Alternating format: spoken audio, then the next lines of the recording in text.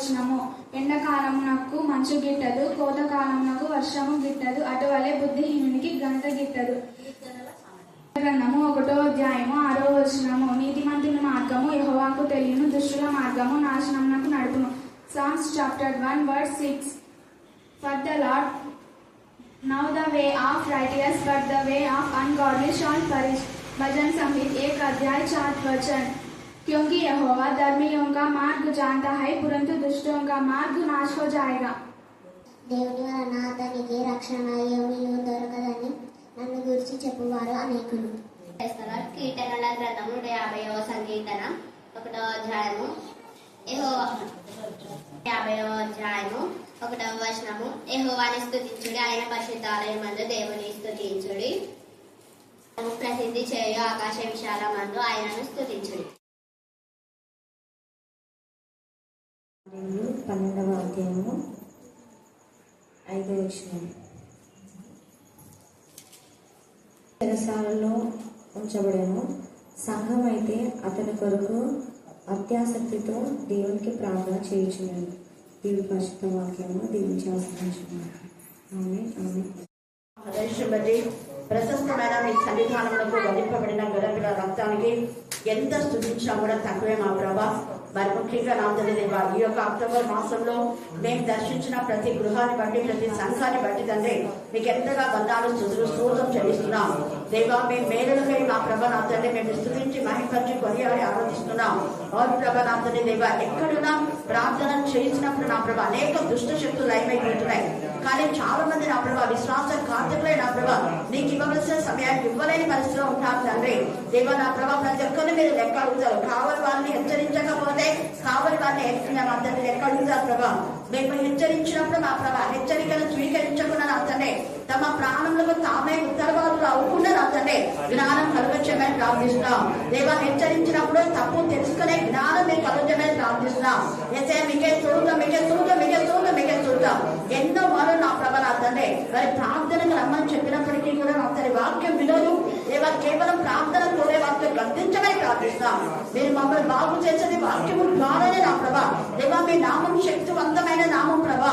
మీ యొక్క నామం కంటే నీ వాక్యమును మీరు హెచ్చించున్నారు, అందుకు నేను స్తుతిస్తున్నా. వాక్యములకు ప్రథమ స్థానం ఇచ్చే బిడ్డలుగా ప్రతి బిడ్డకు జ్ఞానం కలుగుచమని ప్రార్థిస్తున్నాం. వాక్యం ద్వారా ధైర్యపరుస్తున్నారు, వాక్యం ద్వారా స్థిరపరుస్తున్నారు, వాక్యం ద్వారా బలపరుస్తున్నారు. వాక్యము ద్వారా మాత్రమే మీరు స్వస్థపరుస్తున్నారు తండ్రి స్తోత్రం.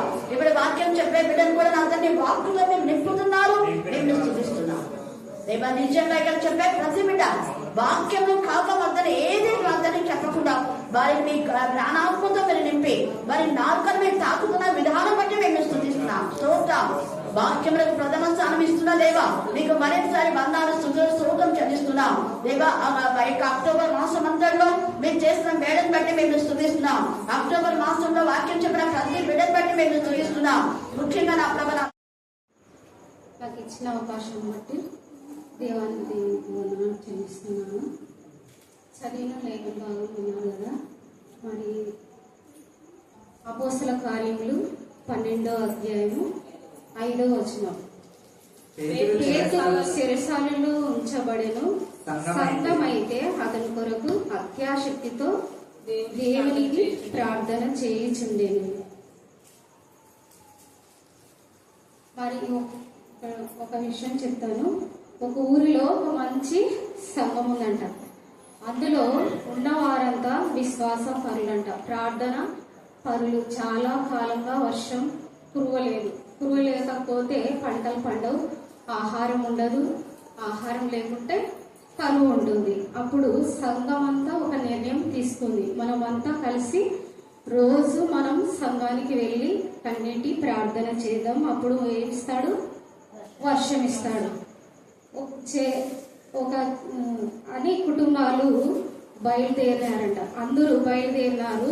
ఒక ఇంటిలో నుండి ఒక తాతగారు ఒక మనమరాలు బయలుదేరారు. బయలుదేరేటప్పుడు చక్కచక్క బయటికి తేరారు మనమరాలు. ఏంది పేతులు, ఏంది వెతుకుతున్నావమ్మా అంటే తాతగారు అడిగినాడంట.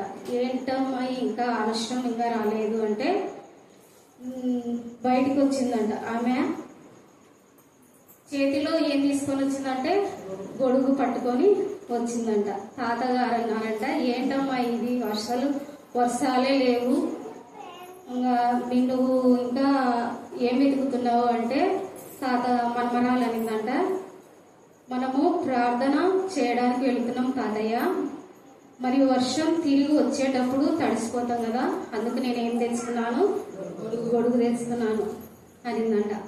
ఇద్దరిట్లో ఎవరికి విశ్వాసం ఉందంట? చిన్నదానికే కదా. కాబట్టి అంటే తాతగారు పెద్దవాడైనా ప్రార్థన చేస్తున్నా విశ్వాసి అయినా సరైన విశ్వాసం లేదు. కాబట్టి పిల్లలు ఏమి నేర్పిస్తే అది ప్రార్థన చేస్తారు. అప్పుడు వర్షం కొరకు ప్రార్థన చేస్తాము, వర్షం తిరిగి వచ్చేటప్పుడు అందుకు ఆమె ఏమి గొంతించుకుంది, గొడుగు పట్టుకొని వస్తుంది. అసలు అలాంటి పిల్లలు మనకున్నారా? లేరు కదా.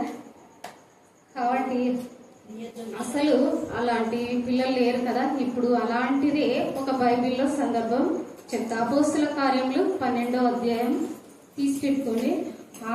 ఒక బైబిల్లో సందర్భంలో మొట్టమొదటి శిష్యులు క్రైస్తవులను అనబడిన కాలంలోనే హేరోదు అని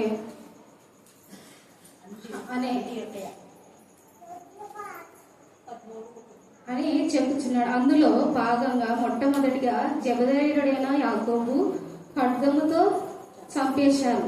యాకోబు చంపిన తరువాత పేతురును కూడా చంపేస్తాను అని ఆలోచన ఉన్నారు. హేరోదు వింటున్న సమయంలో ఏమి జరుగుతుందంటే పేతురు గారు పట్టుకొని బంధించి చెరసాల్లో వేశారు. అప్పుడు పేతురు చెరసాల్లో పోయినప్పుడు చూసి ముందుకు వెళ్దాం. అపోస్తల కార్యములు 12వ అధ్యాయం 5వ వచనం. పేతురు చెరసాలలో ఉంచబడెను. సంఘం అయితే అతని కొరకు అత్యాశక్తితో దేవునికి ప్రార్థన చేయుచుంది. మరి ఏ శక్తి? అత్యాశక్తితో. ఆసక్తి కాదు, అత్యాశక్తితో ప్రార్థన చేస్తున్నారు. ప్రార్థన చేస్తున్నప్పుడు దేని కొరకు? చెరసాల్లో ఉన్న వారి పేతురు విడిపించబడాలని చాలా సంఘము విస్తరించి స్వార్థ పరిచర్య విస్తారంగా జరగాలని పెద్దవాడు, అనుభవం కలిగిన వాడు, పెద్దవారుగా ఆయన ఇప్పుడు ఎక్కడున్నాడు? చెరసాల్లో ఉన్నారు. చెరసాల్లో ఉన్నప్పుడు ఏం చేయాలంటే బయటికి రావాలి అని చెప్పి సంఘం ప్రార్థన చేస్తుంది. ఎక్కడ చేస్తుందంటే మార్కు మారుగల యోహాను గారి తల్లి అయిన మరియా ఇంటిలో ప్రార్థన జరుగుతుంది. ఈలోపు ఏం జరిగిందంటే దేవదూత చెరసాల్లో వెళ్ళడం, కాపు కాసేవారిని నిద్ర ఉంచడం, పేతురు గారిని లేపడం, మరి చెప్పులు తొడుకొని వస్త్రం వేసుకొని బయటికి రమ్మని చెప్పడం. పేతురు గారేమో దర్శనం చూస్తున్నానని చెప్తున్నాడు. కాబట్టి పేతురు గారు బయటికి తీసుకొని రావడం వచ్చి వదిలిపెట్టి వెళ్ళిపోయింది. ఇప్పుడు బయటికి రాగానే అప్పుడు ఏమని నేను నిజంగా బయటికి వచ్చాను అంటున్నాడు పేతురు. చెరసాలలో దేవుడు తన దూతలను పంపి నన్ను విడిపించారు అని అనుకున్నాడు. అర్థం అదే కదా. వెంటనే ఆలోచించి నేను ఎక్కడికి వెళ్ళాలి? దేవదూత నన్ను విడిపించబడ్డారు కాబట్టి ఇప్పుడు ఎక్కడికి వెళ్ళాలని, ఎక్కడ పోతే అక్కడ మంచి ప్రభుత్వం నన్ను విడిపించలేదు అంటున్నారు. పేతురు బయటకు పోయినా అంటే ప్రభుత్వం బయటకు రావాలి కదా, కాబట్టి విడిపించలేదు కదా, నేను ఎక్కడ బయటకు పోవాలి అనుకుంటున్నాడు. కాబట్టి ఆలోచన తన గుర్తుకు రాగానే సంఘం ఉంది అని ఒకటి, సంఘంలో ఉన్న వారంతా ప్రార్థన చేస్తూ ఉంటారు. అక్కడ ఆ సంప్రదాయం ఉందట. కాబట్టి నేను వెంటనే సంఘం ప్రార్థన చోటికి వెళ్ళాలనుకున్నాడు పేతురు. వెళ్ళి పేతురు గారు తలుపు కొట్టుచుంటే అప్పుడు ఈ చిన్నది ఉందట. ఇప్పుడు చూద్దాం. అపోస్తల కార్యములు 12వ అధ్యాయం 12వ వచనం. ఇట్లు ఆలోచించుకొని అతడు మార్కుగాను మారు పేరు గల యోహాని అయిన తల్లి అయిన మరియ ఇంటికి వచ్చాను అను. అక్కడ అనేకులు కూడి ప్రార్థన చేయుచుండిరి. ఇక్కడ కొంచెం ఆలోచించి ముందుకెళ్దాం. పేతురు గారు వచ్చి తలుపు కొట్టుచు, ఇది ఏ సమయం?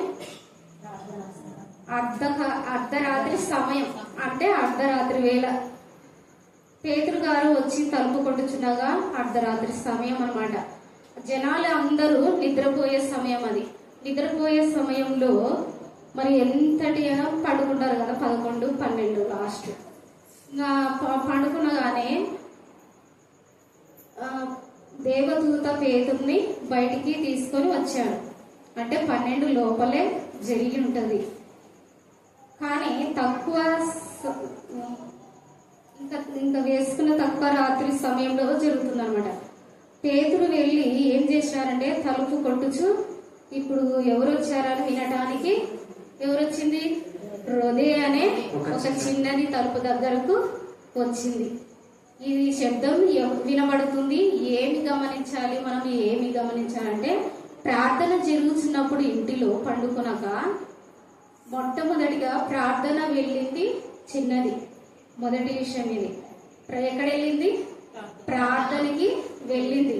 ప్రార్థన వెళ్ళి ఎక్కడ వెళ్ళిందంటే అనుభవం ఉన్న ఎక్కడ ప్రార్థన జరుగుతుందో అక్కడికి వెళ్ళింది. ప్రార్థనకి ఎప్పుడైనా ప్రార్థనలో ఏకీభవించింది. మనం వెళుతున్నప్పుడు మనం పిల్లల్ని కూడా మనమే వదిలేస్తాం కదా.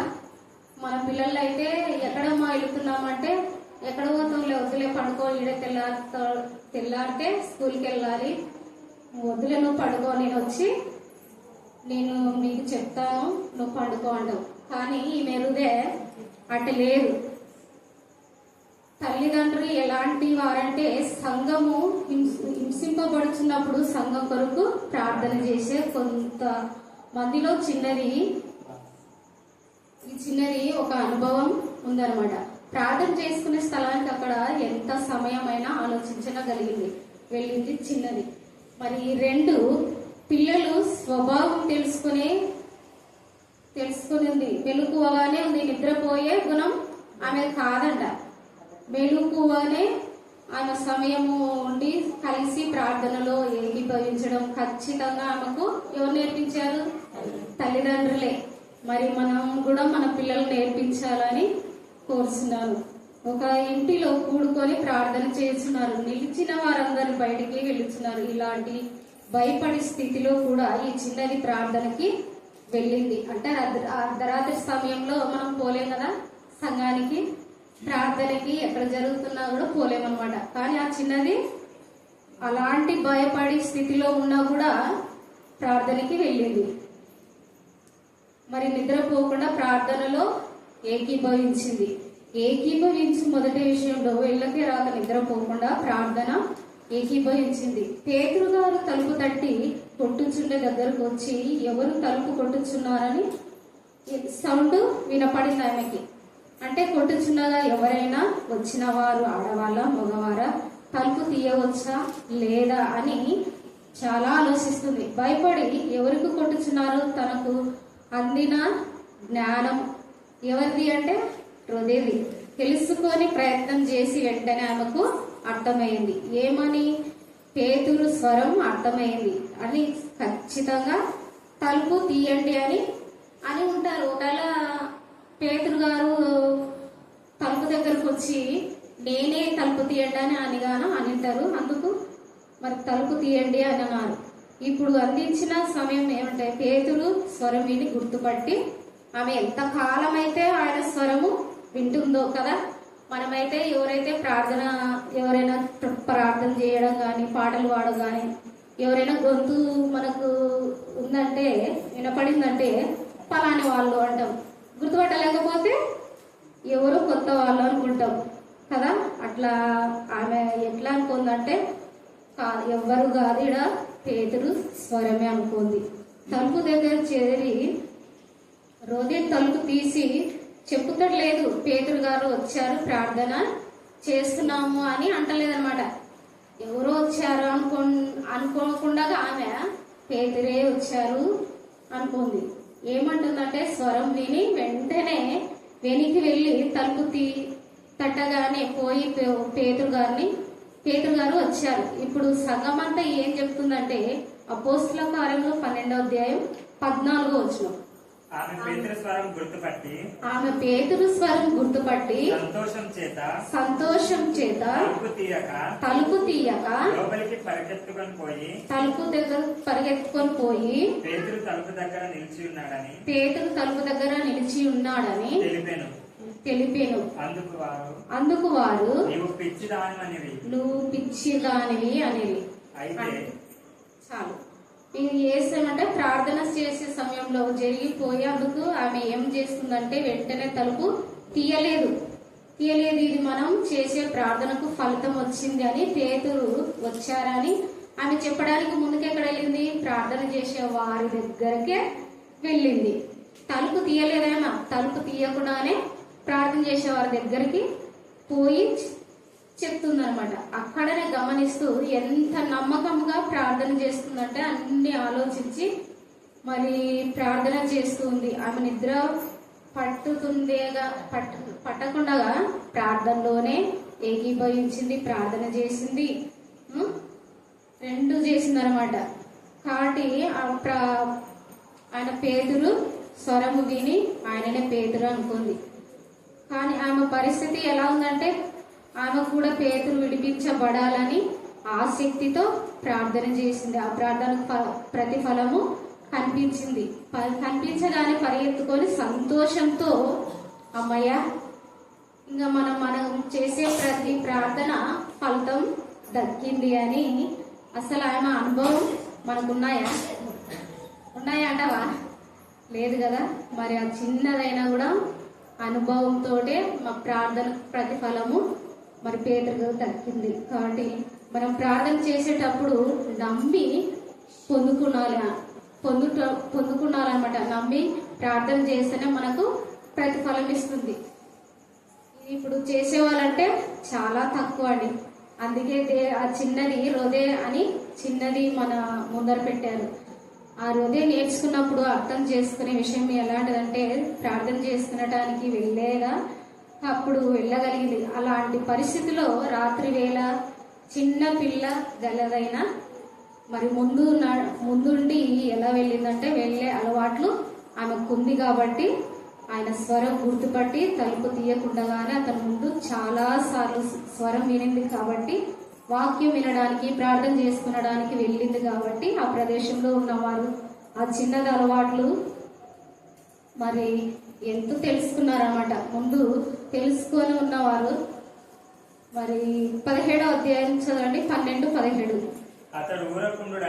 అతడు ఊరుకుండుడని వారు చేయక చేసి ప్రభువు తన చెరసాలలో ఉండి ఎలాగు తీసుకొని వచ్చెనో వారికి వివరించి యాకోబునకును సహోదరులకును ఈ సంగతులు తెలియచేయుడని చెప్పి బయలుదేరి వేరొక చోటుకి వెళ్ళాను.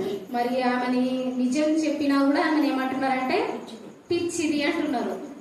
మరి పిచ్చిది అంటే ఆమె ఎంత పిచ్చిది అనుకున్నా మనం పిచ్చిది అనుకోకూడదు. కానీ తెలియని వాళ్ళు మూర్ఖులు పిచ్చిది అంటున్నారు. కాబట్టి ఎందుకు పిచ్చిది అనేదంటే పేతురు గారు ఎక్కడ మరి బంధించిన వారు ఎక్కడ ఇద్దరు సైనికుల మధ్య ఆయన నిలిచి ఉన్నాడు. నువ్వేమో పేతురు గారు వచ్చారని చెప్తున్నావు కాబట్టి మేము నమ్మడం లేదు అంటున్నారు పెద్దవాళ్ళైనా కూడా. కాబట్టి ఎందుకు అంటున్నారంటే పిచ్చిదానో అంటున్నారు. అంటే చిన్న పిల్ల కదా, నమ్మని పిల్లలు అన్నమాట. కాబట్టి అలా అంటున్నారన్నమాట పెద్దవాళ్ళైనా కూడా. కాబట్టి ఆ పరిస్థితిలో చూస్తే అలాంటి వారు మనం ఉన్నారో ఎవరు లేరు కదా. కాబట్టి తాను చెప్పినదే నిజం. కాబట్టి పిల్లలు చిన్న 12 ఏళ్ళు 13 ఏళ్ళు చిన్న వయసులోనే ఉంటారు. కాబట్టి తాను చెప్పినదే నిజం. కాబట్టి నిజమే చెప్తున్నా నేను, పేతురు గారు వచ్చారు అని, చెరసాల నుండి బయటికి వచ్చారని చెప్తుంది. మొట్టమొదటి వాక్యం వినే స్థలానికి, ప్రార్థన చేసుకునే స్థలానికి రాత్రి వేళ ఆడపిల్లైనా వెళ్ళే అలవాట్లు ఆమెకి ఉంది. ఫస్ట్ పాయింట్ అది. రెండవది తాను వింటున్న విషయాన్ని నమ్మకంగా ఉంది. ఎందుకు ఆ మాట అంటే పేతురు గారి స్వరం పేతురు గారి సంతోషం, తాను చేసిన ప్రార్థన నమ్మకంగా ప్రభు తప్పక చేస్తాడనే నమ్మకం ఆమెకుంది. రెండోది. మూడోది, పెద్దవారు కారు అన్నా కూడా అవును అనే మాత్రంగా ఉంది. మరి రోదే 3 విషయాల్లో మరి ఆమె జీవితంలో ఎంతో అద్భుత కార్యం చేసింది కదా. మరి చెరసాల్లో ఉన్నప్పటికీ మరి మనమైతే సగం ఎక్కడ ఉన్నా, వేరే వాళ్ళు ఎక్కడ కోర్టులో మరి జడ్జిలో జడ్జిమెంట్ లేకుండా రాకుండా ఉన్నప్పుడు మనం ఏం చేయాలంట? సంఘం నుండి ప్రార్థన చేయాలి. వాళ్ళ కొరకు ప్రార్థన చేసి మనకి ప్రతిఫలం ఇస్తాడంట. మరి ఈ హృదయ అంటే అర్థం ఏమి అంటే గులాబీ. గులాబీ కదా అందరికీ తెలుసు కదా. గులాబీ అంటే అందరికీ తెలుసు. గులాబీ ఎలా అంటే రెడ్ కలర్ లో ఉంటది కదా. మరి ప్రతి ఒక్కరికి గులాబీ అంటే ఇష్టం. మరి ఇష్టం ఉన్నప్పుడు గులాబీని ఎవ్వరు తీసేయలేరు. ఎవరు పెట్టుకోవాలా అనేది ఉంటది. కాబట్టి అలాంటి హృదయము ఈ హృదయకి ఉంది. మనం ఎలా ఉన్నామంటే రబ్బర్ పూలాగా ఉన్నాం మనమైతే. మరి రబ్బర్ పూలు ఎలా ఉంటాయి? వాసన ఉండదు, ఏమీ ఉండదు. మనం పాడేసే పువ్వులాగా మన జీవితాలు అలా ఉంటాయి. అలా కాకుండా ఈ చిన్నదాని హృదయ అనే విశ్వాసంతో మరి మనం అందరం ఉండాలని ఈ చిన్ని వాక్యాన్ని దేవుడు దీవించి ఆశీర్వించును గాక. నాకు ఇచ్చిన అవకాశాన్ని మరి అమ్మగారికి వందనాలు తెలియజేసుకుంటూ ఈ చిన్ని వాక్యాన్ని దేవుడు దీవించి ఆశీర్వించును గాక. ఆమేన్, ఆమేన్, ఆమేన్. శక్తిమంతుడా, సర్వకృపానిధి, సర్వ సంపదల కలిగి ఇచ్చిన సమయాన్ని బట్టి ప్రభు, ఆరోగ్యం బట్టి, ఆయుష్ని బట్టి, నీ దయలో, నీ జాలిలో, నీ కరుణలో ప్రభు కనిక్కరపడినందుకు మీకు లెక్కలేని వందనాలు చెల్లిస్తున్నాం ప్రభు. అయ్యా, నా ఆరోగ్య స్థితిలో ప్రభు బిడ్డల్ని మమ్మల్ని లేవనెత్తి ప్రభు మరి 1 వీక్ వరకు కనిక్కరపడి ప్రభు లేవనెత్తి సజీవ సంఖ్యలో ఉంచి ప్రభు మరి తిరిగి ప్రభు సహవాసానికి రావడానికి ఎంత ఆటంకం, ఎంత బాధ, ఎంత శోధన ఉన్నప్పటికీ ప్రభు లేదు, నేను వెళ్ళాలి, నన్ను పంపించి ప్రభు నాకు కనిక్కరపడి ప్రభు ఎటువంటి ఆటంకం లేకుండా ప్రభు కనిక్కరపడి ఈరోజు సజీవ సంఖ్యలో ఉంచి ప్రభు మీరు ఇచ్చిన ఈ ప్రాణ భిక్షని ప్రభు నేను మళ్ళీ నిలుపుకోవడానికి దయ చూపించినందుకు మీకు వందనాలు ప్రభు. మరి కనిక్కరపడినందుకు కూడా మీకు లెక్కలేని వందనాలు చెల్లిస్తున్నాను.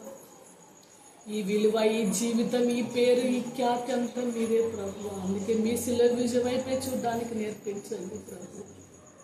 శత్రు బలమంతటి మీద అధికారం కలిగిన యేసుక్రీస్తు నామంలో మాత్రమే విజయం ఉందని మేము ఎల్లప్పుడూ విశ్వసించడానికి, స్తుతించడానికి, గణపరచడానికి, కొనియాడడానికి, ఈ వాక్యము సత్యము, సత్యమందు మేము స్థిరపడడానికి దయ చూపించండి ప్రభు. అబద్ధ బోధల నుంచి ప్రభు ఎక్కడ మేము ఎలా అలర్ట్గా ఉండాలో, సత్యంని ఎలా మేము ప్రాకులాడి గట్టిగా పట్టుకోవాలో మాకు తెలియజేయండి ప్రభు. అయ్యా, నీ దయ, నీ జాలి, మేము సత్యంలో నడుస్తూ మా పిల్లలు మేము సత్యంలో పెంచడానికి, నిల్చునేటట్టు చేయడానికి ప్రభు మాకు నేర్పించమని అర్థిస్తున్నాం ప్రభు. ఇక్కడున్న బిడ్డలు ఎంతగా ప్రభు వాక్యం చెప్తున్నారు. మా పిల్లలు కూడా అలా వాక్యం చెప్పడానికి ప్రభు మీరు సమయంని, పరిస్థితుల్ని జ్ఞానంతో నింపి నిలబెడతారని మేము నమ్ముతున్నాం ప్రభు. ఇక్కడ వచ్చిన ప్రతి ఒక్క బిడ్డ జీవితాన్ని మీరు విశ్వాసంలో, ప్రేమలో, పరిశుద్ధతలో ప్రభు స్థిరపరిచి, బలపరిచి ప్రభు ఆశీర్వదించమని అర్థం. నేటి బుధవారం వరకు నేను మమ్మల్ని కాచి కాపాడండి, కృప చూపండి, సహాయం చేయండి. నీ పాదములకు వందనాలు, స్తుతులు, స్తోత్రములు చెల్లిస్తున్నామయ్యా. నా మందిరానికి వచ్చినప్పుడు మీ ప్రవర్తన జాగ్రత్తగా చూసుకున్నానని సెలవిచ్చినట్టు ప్రతి బిడ్డ హృదయమునైనా నీ ప్రవర్తన కృపను దయచేయండి, సహాయం చేయండి. నీ పాదములకు వందనాలు, స్తుతులు, స్తోత్రములు చెల్లిస్తున్నాను దేవా. ఈ కన్న మినిస్ట్రీలో నా ప్రభు అక్క ద్వారా మీరు మాట్లాడిన గొప్ప దేవ, మీ పాదములకు వందనాలు, స్తుతులు, స్తోత్రములు చెల్లించుకుంటున్నాను నైనా. ఈ రాత్రికాల సమయంలోనైనా అక్క ఆత్మీయ మాటలనైనా ప్రతి బిడ్డ చెవులలోనైనా ఉండడానికి నీ కృప చూపండి, సహాయం చేయండి. నీ పాదములకు వందనాలు, స్తుతులు, స్తోత్రములు చెల్లించుకుంటున్నాము. ప్రతి యవనస్తుని నీ కృపలో జ్ఞాపకం చేసుకున్నాను. ప్రతి యవనస్థ కుమార్తెను నీ కృపలో జ్ఞాపకం చేసుకున్నాను. ఈ రాత్రికాల సమయంలోనైనా ఇంతవరకు పాటల ద్వారా మహిమపరిచినైనా నీ ఆత్మీయ పొందిన ప్రతి ఒక్క బిడ్డని కృపను నింపండి, చిన్ని బిడ్డల వాక్యం చెప్పిండుగా నేను ఆ బిడ్డల్ని కృపలో జ్ఞాపకం చేసుకున్నాను. ఇక్కడ వచ్చిన ప్రతి బిడ్డనైనా నీ యేసు నామంలో ప్రతి ఒక్కరిని దీవించండి, ఆశీర్వదించండి అయ్యా. ఏ బిడ్డకునైనా ఏ సమస్యలు, ఏ చింతలు, ఏ బాధలు ఉన్నావనైనా నీవే అన్ని ఎరిగిన తండ్రి మనం అడుగుతున్నామయ్యా. ఈ రాత్రికాల సమయంలోనైనా ప్రతి బిడ్డ హృదయాన్నైనా నీ నామంతో ముట్టండి, స్వస్థపరచండియ్యా. ఈ రాత్రికాల సమయంలోనైనా గాఢాంధకారపు లోయలో నడిచినను అపాయమునకు నైనా భయపడక నైనా ప్రతి బిడ్డ నిన్ను ఆరాధించే కృపను దయచేయండి, మహిమ పొందండి అయ్యా. ఎక్కడ 2-3 కూడి నా నామని ధ్యానించరు వారి మధ్య నేను నడిస్తున్న దేవా. మా మధ్యలోనైనా ఈ కర్ణమీషులో మీరుండి మహిమ పొందమని నైనా ప్రతి బిడ్డ సమస్యను తొలగించి నీ కృపలో వర్ధిల్లునట్లు సహాయం చేయండి. ఈ రాత్రికాల సమయంలోనైనా మీరు ఇచ్చిన గృహాలకు వెళ్ళిచున్ననైనా ప్రతి ఒక్క ఆత్మతో మీరే మాట్లాడమని నేను